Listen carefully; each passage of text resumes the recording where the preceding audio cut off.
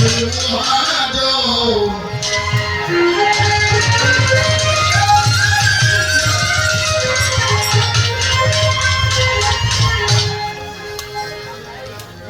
প্রেমে নিজে পরমাকে তো সকল নিজের প্রেমে নিজে পরমা প্রেম সহ করিতে পারে হইল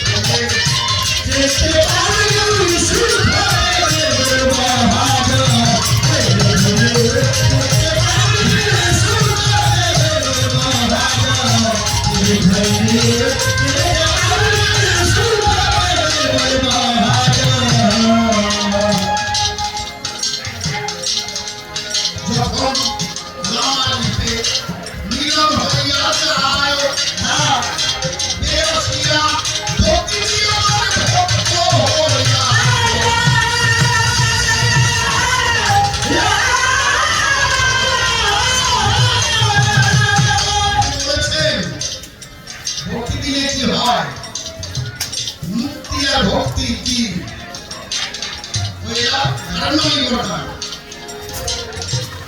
যা ভক্তি তাই ভক্তি যা ভক্তি তাই মুক্তি কারণে গতি কর্মে প্রকাশ কর্মই কারণ নিত্য চিত্তবাস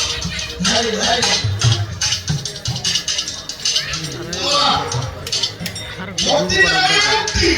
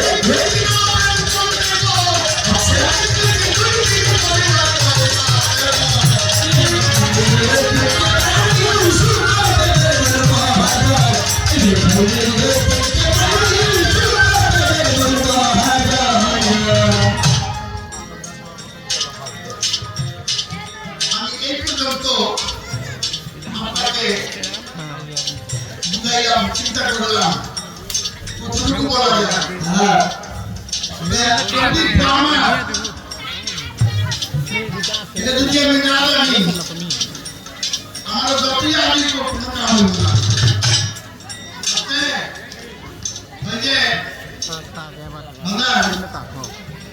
আমার চাচা খুব শরীয় ছিল, উনি বিয়ে করছে, চাচি কইছে নামাজ পড়বি কিন্তু চাচি কয় নামাজ ভালো কথা, আমিও রইল নামাজ ভালোই খারাপ নামাজ পড়তে গিয়ে চাচি করছে বিপদে।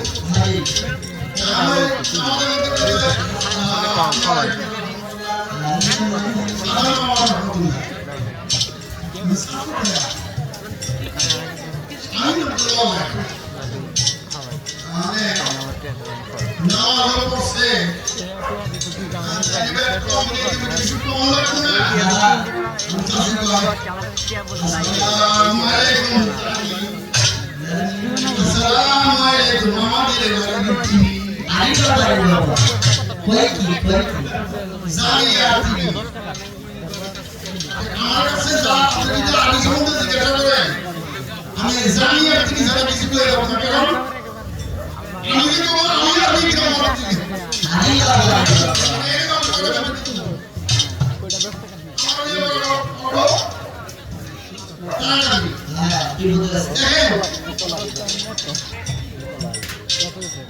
সাধারণ বাবা একটা কথা বলি আপনার বাবা, আমি বলছি যে আমি কিছু বলবে না, আমি কিছুই জানি যদি মালিক দয়া করে তাহলে হয়তো বলার চেষ্টা করবো। হ্যাঁ এমন কিছু কথা আছে সন্ধি বিচ্ছেদ করতে গেলে সমাজের গাড়ি খাওয়া ছাড়াও পায় না। আল্লাহ শব্দের কোনো অর্থ পাইছে না করে গেল, যদি সন্ধি বিচ্ছেদ করে তাহলে হইব আও লা মাঝখানে কমা দেন আও লা, আল্লাহ শব্দের অর্থ কি? আল্লাহ শব্দের অর্থ কি? আল্লাহ শব্দের অর্থ কি? আল্লাহ শব্দের অর্থ হলো বংশ, আল্লাহ শব্দের অর্থ নাই। আল্লাহ বংশ নাই, বংশ নাই।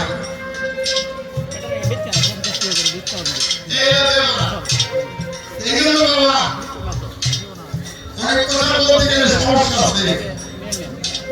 আল্লাহ তারপরে এই যে সূরা বাকারা প্রথমে শুরু হয় আলিফ লাম মিম দিয়া, লেখা আছে মানুষের গলা অনেক কিছুর মধ্যে ঢুকানো হয়েছে, কিন্তু প্রশ্ন আছে। আল্লাহ বলছে এই কোরআন সমুদ্র এলাকায় রাখা হয়েছে, এই কোরআনকে কেউ বেশি করতে পারবে না, কম করতে পারবে না, কারণ সম্পূর্ণ এটা আমার অধীনে, আমার অধীনে। তাই যদি কেউ বেশি করে এগুলো মেনে না, আর যদি কেউ কম করে এগুলো আমি নিতে পারছি না আল্লাহর কথায়। কিন্তু কোরআনের মধ্যে দেখি এরকম একটা অবস্থা কেন করা হয়েছে?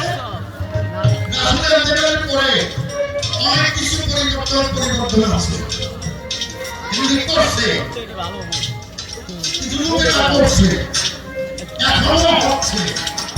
আমাদের মধ্যে এখনো দুটো গ্রুপ আছে, একটা সুন্নি একটা সমন্বিত, একটা এদিকে মুসলমান, একটা মোহাম্মদী মুসলমান। হ্যাঁ মোহাম্মদী মুসলমানরা এরা মারামারি করতে পারে না, কাটাকাটি পছন্দ করে না, কিন্তু এদিকে মুসলমান যারা এরা মারতেও পারে মরতেও পারে।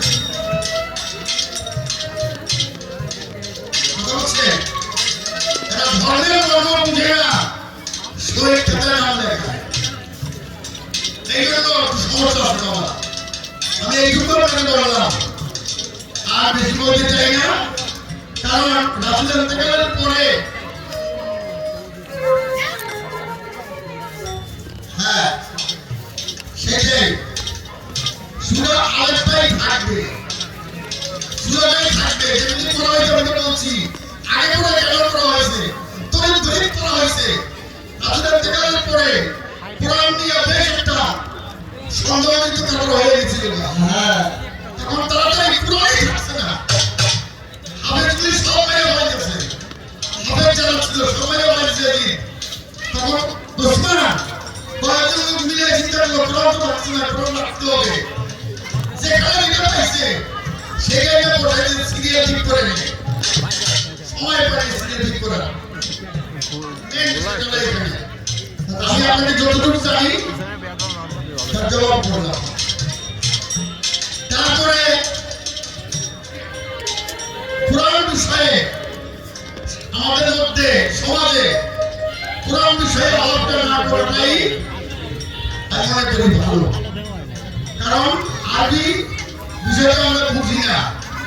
আমরা আরবিতে গেলে আল্লাহ ছাড়া বলার কিছু নাই, বুঝি না। এই হলো বিষয়। আর গানটা দিয়ে জবাব করলাম, আমার মনে হয় আপনি বুঝতে পারছেন। এই গানটা লিখেছেন কে? গালিবুরের এক শিল্পী, নাম ছিল তার আব্দুল কাদির, বৈরাগরের মুরিদ আর রশিদ সরকারের পীর ভাই। আমি ছিলাম তুলনিয়া সাহেবের ভক্ত, ছিল মারা গেছে। খুব দুর্দর্শ করেছিল, বাস্তব করেছিল। এই লোক দিয়ে গানটা আমরা দেখাইছিলাম। কেন? এই যে আমার বিশেষ করে এখানে ইসমাইল সাহেবের লেখা দৌড়া, আমরা গাইলে কেউ জবাব করতে পারতাম না। তখন কাজী ভাইয়ের কাছে গেলাম যে ভাই গান ছিল আমার রশিদ সরকারের। বললাম ভাই গান এই ব্যাপার, ব্যাপার হলো উনি তখন তো শীষ লয়ে শীষ শুধু শীষ লয়ে রাখতে শুরু করলো। লেখা মিনিট ৫-৬-৭ মধ্যে লেখা গানটা দিয়ে দিল। গান ওরে কমসা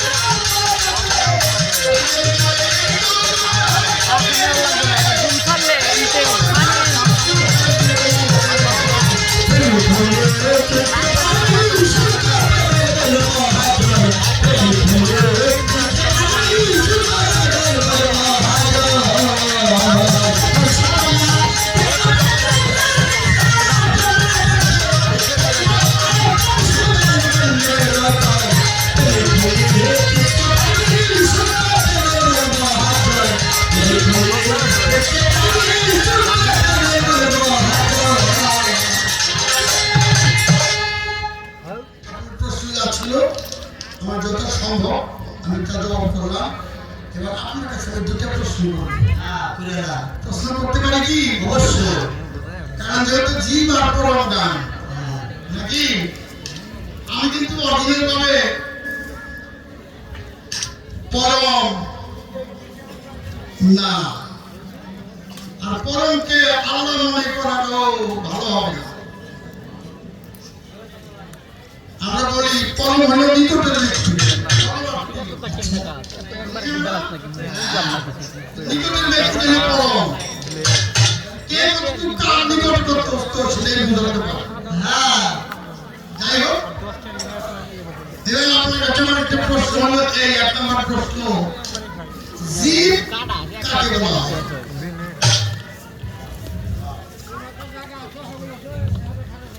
2 নম্বর প্রশ্ন, মানুষ 30 বছর 40 বছর 50 বছর 100 বছর বাইসা মারা যায়। মানুষটা মারা গেলে পরে ইমামরে ডাকে, ইমাম সাহেব আসে, কিছু মুক্তাদিও আসে, আইসা একটা নামাজ পড়ায় নাকি? হ্যাঁ, এই নামাজটা হইল যেটাকে আমরা জানাজা নামাজ করি। এটা কি ফরজ? জানাজা নামাজ ওয়াজিব, তাই না? আমার প্রশ্ন হলো, সব নামাজের সিজদা আছে, কিন্তু এই জানাজার নামাজের মধ্যে সিজদা নাই। এই কিটা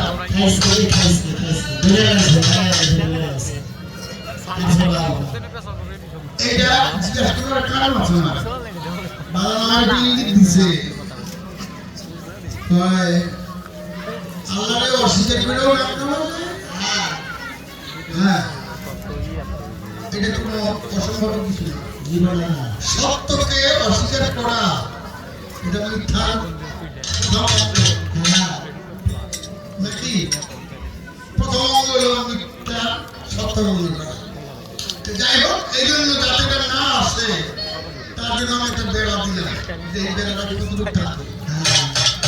হ্যাঁ, এই 2টি প্রশ্ন, আমার আর কোনো প্রশ্ন থাকবে না। এখন একটা গান, ভবিষ্যৎবাণী, একটা গান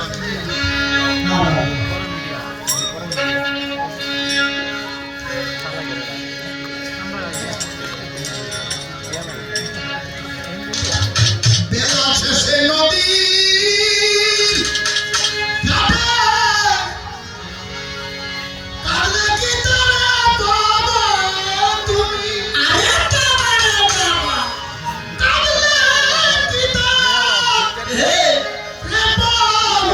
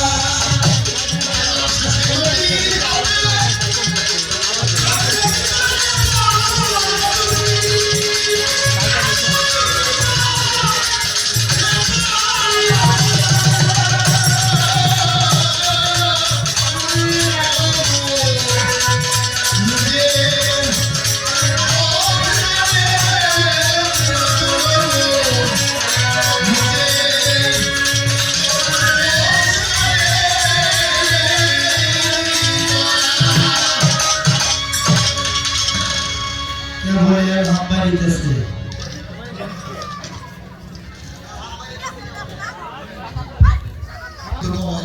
না, আমি বাউল না, সত্য কথা বলছি, আমি বাউল শিল্পী। কারণ আমার এখনো টাকার দরকার। আমার ছেলে আছে, বউ আছে, মেয়ে আছে, বাড়ি আছে, ঘর আছে, টাকার দরকার আছে। যিনি বাউল তার এগুলির কিছু দরকার নেই।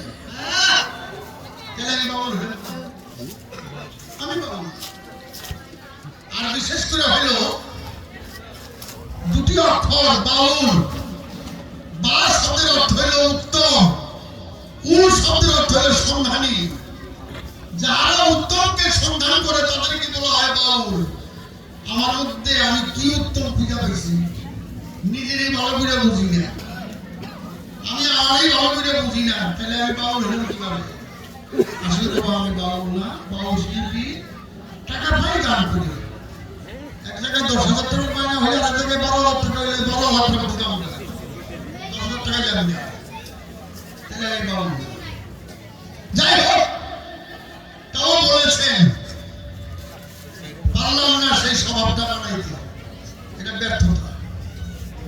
যাই হোক, আমার বাবাজি বলছে, আমি বলছিলাম গান শিখি নাই। বাবা ঠিকই বলছি, গান শিখতে পারিনি।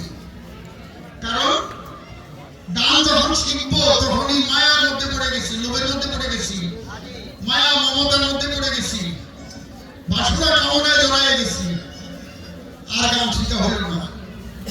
এখন এই বাসনা কামনা নিতে গিয়া কিছু টাকার দরকার, তাই তো একটা গান মানুষের শোনাই পেলে পয়সা রোজগার করার জন্য এই কাজগুলি করছে। ঠিক কথাটা কি বাবা?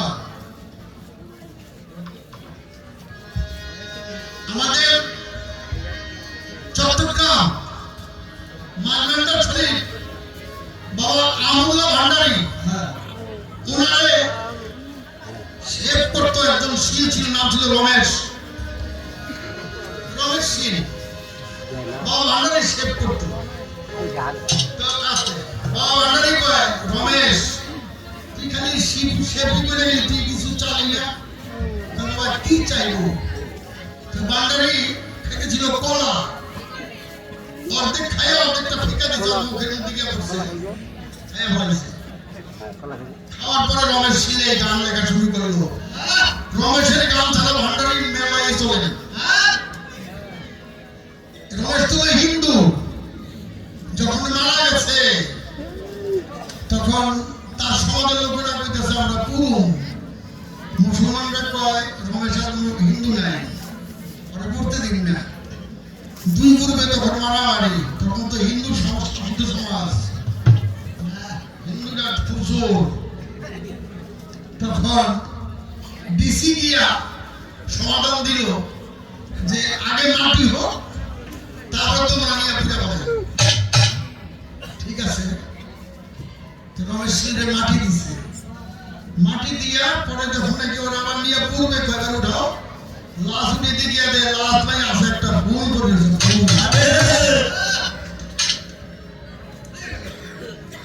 সেই মানুষটা একটা গান লেখছে সন্ধ্যার সময় বৈশা বৈশা,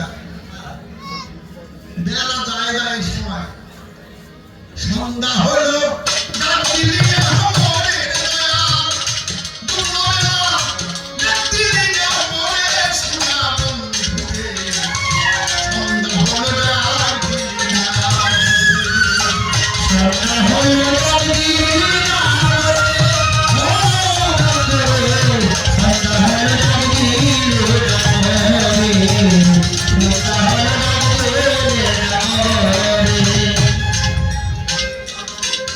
Oh,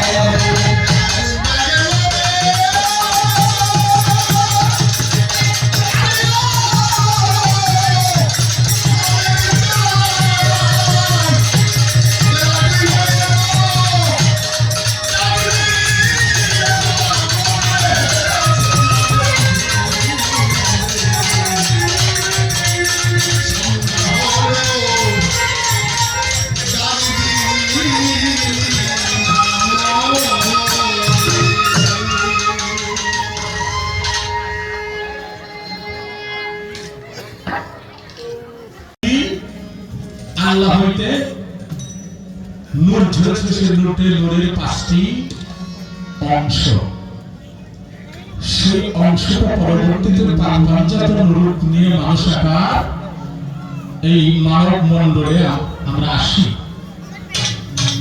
তাহলে সর্বপ্রথম কি তার নূর হইতে সেই পৃথিবীকে সৃজন করা হয়। দলিল সাক্ষী দিচ্ছে, দলিল যে কোরআন সাক্ষী দিচ্ছে, শরীয়ত বলে আল্লাহর কোনো আকার নেই, তিনি নিরাকার। তাহলে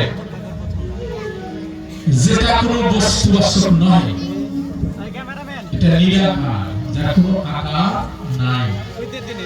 এটা কিছু থাকলে তাহলে কিছু ধরার বিধান আমরা বুঝতে পারি, কিন্তু যার আকার নেই, কোনো কিছু নাই, ছায়া কোনো কিছু নেই, তা হইতে একটি নূর কিভাবে ঝরে? কথা বোঝা গেছে না? বাজে কিছুই নাই, আল্লাহর আকার নাই। আকার বললে শরীয়তে ওহা নিষেধ। তাহলে ওহা থেকে এই নূরটা কিভাবে ঝরলো? সেই নূর হইতে মোহাম্মদের নূর হইতে, মোহাম্মদের হইতে সৃষ্টির ফাউন্ডেশন, আগুন, পানি, মাটি, বাতাস, চন্দ্র, সূর্য, যত যা কিছু সৃজন হয়েছে সেই নূর হইতে। তার যে বস্তুর কোনো কিছুই নাই, আকাশ সাকার নেই, তার হইতে এত কিছু সৃজন, সেই নূরটা কিভাবে ঝরলো?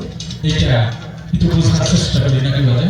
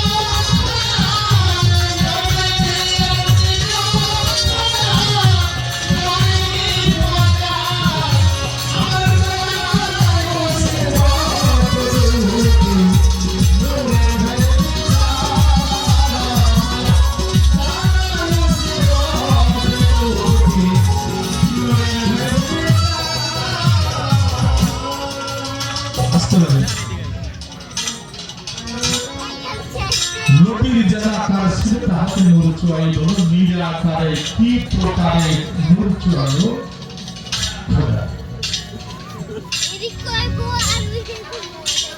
কথাগুলো বোঝা গেছে না? এটা বুঝলে দরদি যখন বলবে এটা বুঝে নিতে পারবে নাকি ডাক্তার যদি বোঝা যায় অঙ্কে যেই কষেন আগে ডাক্তার বুঝে নিতে হবে নিয়ে অঙ্কের যখন কোর্টে হাত দেবে তখন সে পরিষ্কার বুঝতে পারবে কোন জায়গায় কোথায় দেবে। আর আপনারা যদি নিরুৎসাহী থাকেন আমার কথাটা বুঝতে পারবেন না গানটা বুঝতে পারবেন না দরদি যে উত্তর দিলেন এটাও বুঝবেন না। এটা উপকার আছে তোমাদের সামনে ফাহিশা কথা বলা আমার উচিত হবে শুধু একটি জানি একই যে বলছি আমি আবার পাবো কিন্তু দরদের প্রতি আমার ভক্তি প্রেম আমার উপস্থাপনা আমার বাহ্যিক ভাষা এটা আবদ্ধ করতে পারবো ভাষা নাই তাই আমার ভিতরে ভক্তি প্রেম আমার অনেক আছে কিভাবে একজন জীবনে কোনদিন নামাজ রোজা হজ যাকাত কোনো কিছুই করে না মুসলমান কিন্তু একটু বোকা হতে আসলে মিথ্যা বলে না তোমার কিছু মুখের ভাষা একটু খারাপ যাতে আমরা জগতে কিছু ভাষা খারাপ করে কথা বল এরকম কিছু লোক আছে না কিন্তু অন্তর্গত ভাব ভালো আছে জীবনে ফল কাকে ঠকাবে তার সাথে চতুরতা প্রকাশ করো কিন্তু মুখের ভাষা ভালো আগে লাঙ্গল হয়েছিল ওই খাওয়া চিনার জন্য যাই ওপর হাতে যাওয়ার সময় বলতে বলতেছে মানে অনেক কাজ তুমি যাও আমি তো হাঁটছি না পাশের বাড়ি এক লোক ধরে দিয়েছি লোকের সাথে যাও যাওয়ার পরে চৈত্র বৈশাখ মাসের দিন উপর যেতে নৌকার ভিতরে ভীষণ ঝড় উঠে আসছে উনি আবার খুব ঝড় দেখে ভয় পায় কিন্তু আল্লাহর প্রতি যে একজন আছে উনি প্রগাঢ় বিশ্বাস আছে হৃদয়ে উনি নদীর মধ্যে যায় সেটাই যখন ঝড় উঠে আসছে সবাই আল্লাহ করতেছে ও লোকটাও উনি ভাষা জ্ঞান দিয়েই করতেছে উনি দুঃখ করতেছে আল্লাহ বাড়ি লড়াই করলেন আমরা তুই ওই হাতে পাঠাস না এখন হাতে আসে আমার যে বিপদ ঘটল আল্লাহ তুমি কি করবে একবার বউ দুষ্টে একবার আমার দুষ্টে মানে ভাষা কেন নাই যা ডাকতে ডাকতে ডাকতে ডাকতে ঝড়টা থেকে কিছু পার হয়েছে নামাজ পড়তেছে ওজু লাগে ওজু করতে হয় এটা যায় নামাজ থাকতে হয় সেটা কিছু কালাম থাকতে হয় সেখানে রুকু থাকতে হবে, সিজদা থাকতে হবে এবং কিবলা ভিতরে কিছু আইন কানুন আছে। ওদের নামাজ পড়তে দেখছে, ওই পড়া দেখছে কিন্তু কোন জীবনে পড়ে না। ও কাঁচা দিয়ে গেছে, লুঙ্গি কাঁচা দিয়ে গেছে, ওই অবস্থায় নৌকাটা ফাল দিয়ে সরের মধ্যে নাইমে পশ্চিম দিকে যে কিবলাইতে যায়, ওই কাঁচা অবস্থায় সেজদায় লুটায় বসছে। আমি যে ঘোষণা করতেছি, আল্লাহ যে বিপদ থেকে তুমি বাঁচাইছো আমাকে, যে বিপদ আমার কাছে তুমি ছাড়া আমার এই যে অবশ্য দেশের মানুষ ভাষায় কিছু লয়া ব্যবহার করে, লজায় লয়া একটু ব্যবহার করে কইতেছে, আল্লাহ তুমি রহমানুল নাই, আমার তো কিছুই নাই, তুমি যে দয়া করছো আমার মানে বাড়ির ঘটনা থেকে আর বোঝা কইছে সবকিছু নামাজ করতেছে, এগুলো সোয়া করে মানে বোঝা কইছে হাতে যাবে এই খায়ের কিস্সাটাই নামাজ করতেছে। কইতেছে আল্লাহ এই ঘটনা আমার বই হবে পাঠাইল, তুমি যে বিপদ থেকে আমার বাঁচাইলে তুমি সত্যি রহমানুল নাই। সেজদায় রুকু দিতে হয়, রুকু দেয়, এই কাঁচা অবস্থায় সেজদায় দিয়েছে। সেজদায় দিয়ে ইচ্ছাও তো আর মনের কথা কইয়া মুনাজাত করতেছে, মুনাজাত করে অন্তর্গত কিন্তু চোখ দিয়ে জল করতেছে, কিন্তু অনেকেই নামাজটা শুনলে খারাপ করবে।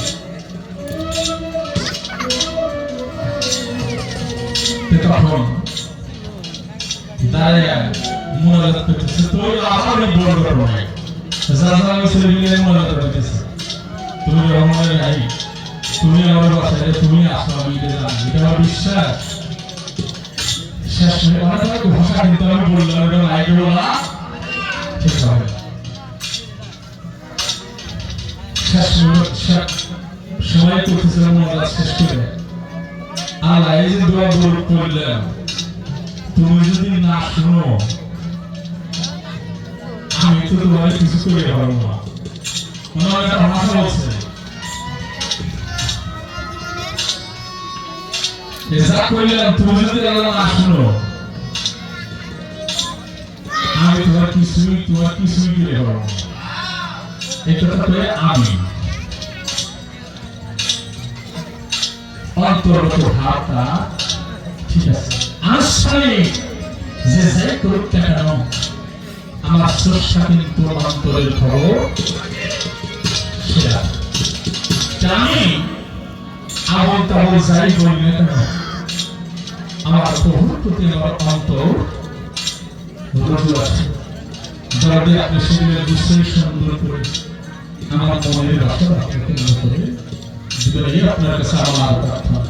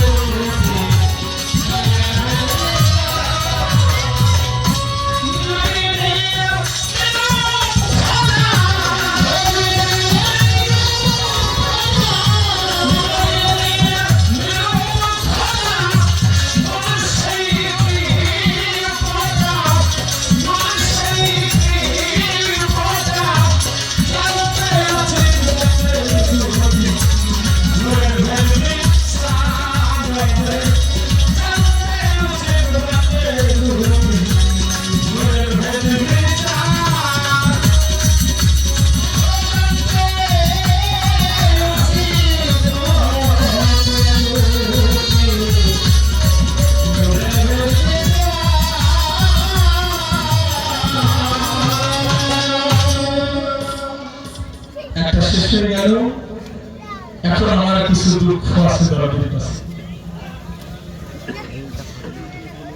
এখন কিছু দুঃখ আছে, সেই দুঃখগুলো আমি বলবো।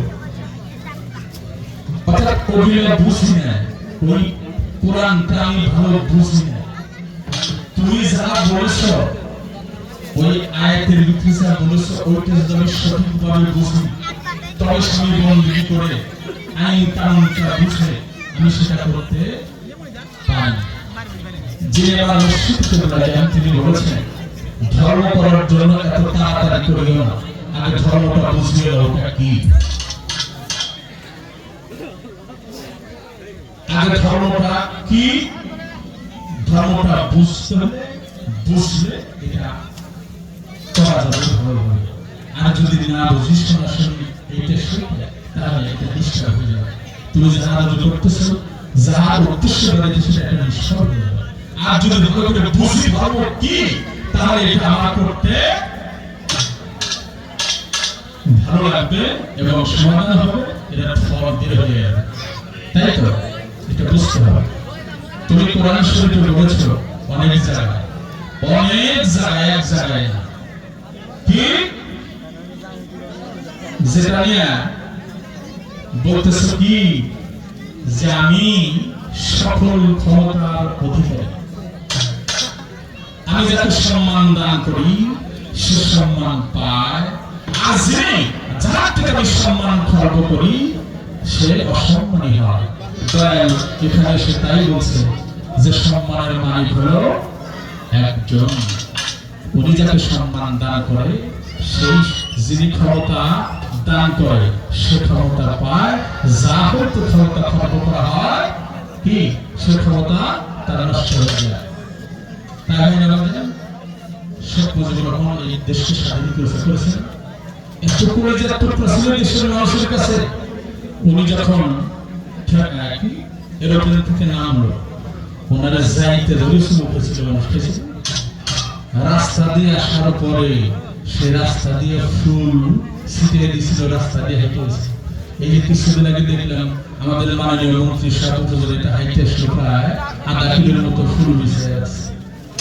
সম্মানটাকে দান করছে তাকে আমার আল্লাহ তাআলা দান করছে। একদিন কিন্তু এই দুনিয়ার কাছে ক্ষমতা থাকবে না, একদিন হারিয়ে যাইতে পারে, এটা কিন্তু নিয়ম। এটা হারানোর মালিকও তুমি। তাহলে এই যে এই আয়াতটা আমি ভালো করে বুঝতে চাই। আমরা মুসলমান করি, মুসলমানরাই শুধু তোমার উম্মত, তোমার বান্দা। তাহলে ভারতবর্ষে 400 বছর আগে সম্রাট আকবর, একেও আপনি ক্ষমতা দান, এটা আপনি সে ক্ষমতা হয় নাই। এই ক্ষমতাটা দান আল্লাহ করেছিল। আবার পরবর্তী এসে সেই মসজিদ করছিল, বাবরি মসজিদ, এরকম আরো অনেক ঘটনা আছে। এই কিছুদিন আগে ঘটছে এটা। আবার ওই মসজিদটা মোদী সরকার এসে ভেঙে হয়েছে।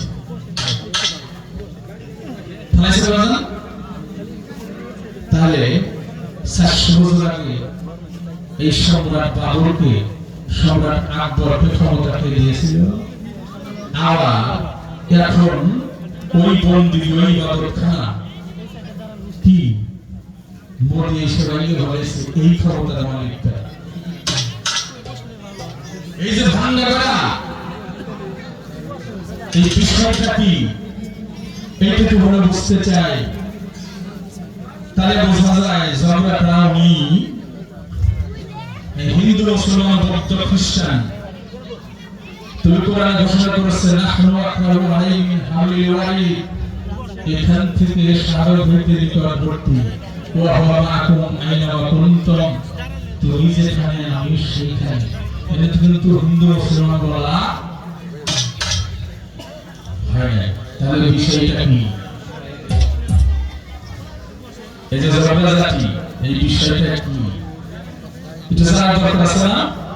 সমস্ত ক্ষমতার মালিক তুমি, তাই তো?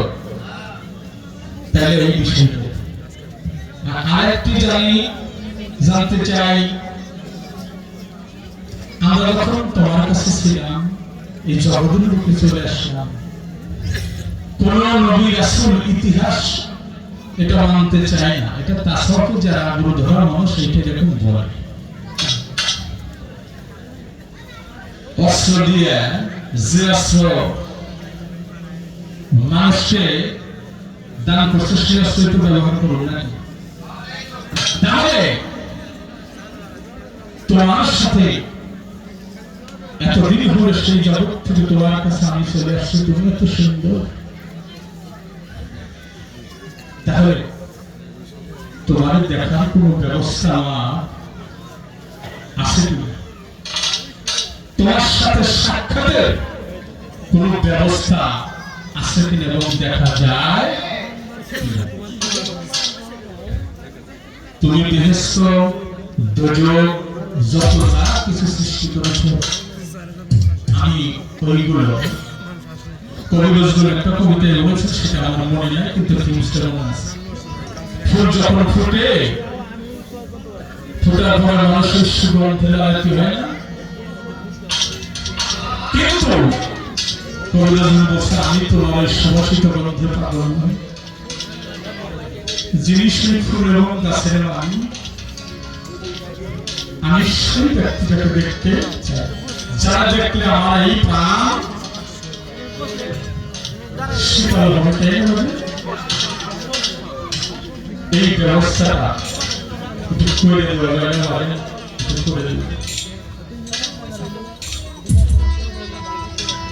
আমি দেখতে চাই। আরো বলেছেন কি, তুমি সুন্দর প্রিয়তাই চেয়ে থাকি, অপরাধ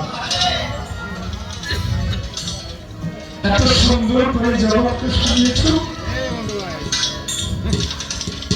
আসলেই তোমার একটু দেখতে ইচ্ছা করে, কিন্তু দেখার পিছনে তুমি যে বাধা বিপত্তি দিয়ে রেখেছ এই রহস্য তোমাকে বলুন। আমি তোমাকে দেখতে চাই, আমি তোমার বেহেশত চাই না, আমি দোজখ চাই না। তোমাকে এখনো জানবে তুমি সমস্ত কিছু দেহে যত পাপ কাটা আমি সমস্ত কিছু ভুলে তোমার চরণে লুটিয়ে পড়ব, সেই ব্যবস্থা তুমি করবি। পৃথিবীর যত জঞ্জাল, যত মায়া কান্না, যত আচার ব্যবহার আছে, তোমাকে দেখতে সকল কিছু আমার দুর্বৃত হয়ে যাবে। আমি তোমাকে দেখতে চাই।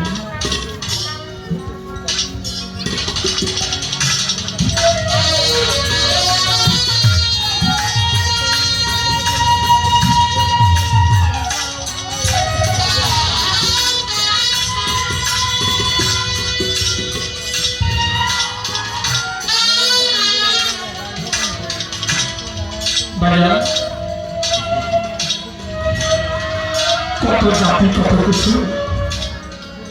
লালন ফকির একটা গান বলেছে, কত শত যোগিনী সেই যোগ সাধনের ভালোবাসি, ধর্ম বলে সেই কালো শশী বসেছে। কত মানুষ ঢাকার সুন্দর সুন্দর বিল্ডিং করে সুন্দর বিছানায় শুয়ে ছাড়া বাজে আসা বাজা, কত সুন্দর দেখা যায়। কেউ কিন্তু তোমার দিকে নাই, এই সম্পদের মধ্যে তুমি আর রাজ্যা করছো, সম্পদ পরিদান করেছো, রিজিক বৃদ্ধি করে দিয়েছো, কিন্তু কালা কালে তোমার হাবিবকে যারা ভালোবেসেছে, সতীর ভালোবেসেছিল কি রামচন্দ্রকে, সবাইকে তুমি ধন দিয়েছ, কিন্তু যারা তোমাকে চেয়েছে তাদেরকে চিরকাল করে তুলে দিয়েছ। তারা কোনো মানুষের নাম এই জগৎকে তারা কলঙ্কিত হয়েছে, তারা মার খেয়েছে, তাদেরকে তুমি ভিটামিন ছাড়া করেছ।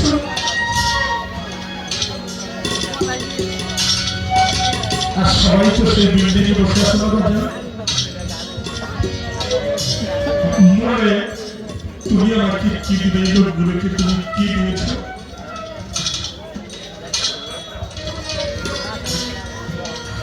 আমি একটু তোমার কাছে আলাদা করি।